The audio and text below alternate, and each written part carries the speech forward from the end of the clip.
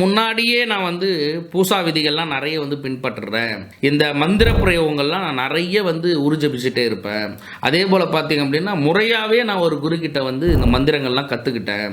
இப்படிலாம் இருந்தும், எனக்கு துர்தேவதைகளுடைய சேஷ்டைகள் அதிகமா இருந்துட்டே இருக்கு. அதாவது நான் எல்லா மந்திரங்களையும் 1,00,000 2,00,000 முறைலாம் சித்தி பண்ணியிருக்கேன். எனக்கு நல்லது நடந்துட்டே இருக்கும். ஆனா திடீர்னு பார்த்தீங்க அப்டின்னா, துர்தேவதைகளுடைய சேஷ்டைகள் எனக்கு இருந்துட்டே இருக்கும். ஆனா என்னால என்ன பண்றதுன்னே தெரியாது. நான் போயிட்டு மறுபடியும் அதுக்கு கடுப்பு தான் எடுப்பேன். மறுபடியும் நான் அதுக்காக மந்திரங்கள் குடுப்பாங்க. அந்த மந்திரங்கள ஊர்ஜபிப்பேன். மறுபடியும் எனக்கு தொடர்ச்சியா இந்த பிரச்சனை இருந்துட்டே இருக்கு.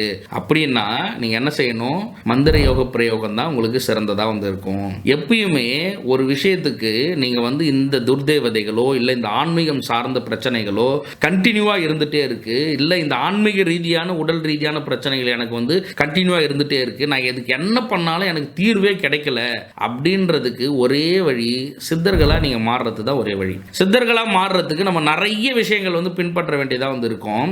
அதற்கு நம்ம என்ன பண்ணலாம் அப்படின்னா, ஒரே சின்ன விஷயமா மந்திர யோகத்தை கடுத்துக்கிட்டு அதுக்கப்புறம் நீங்க மந்திர பிரயோகங்கள் செய்றீங்க அப்படின்னா, அது உங்களுக்கு அதீத ஆற்றல் கொடுக்கறதா இருக்கும்.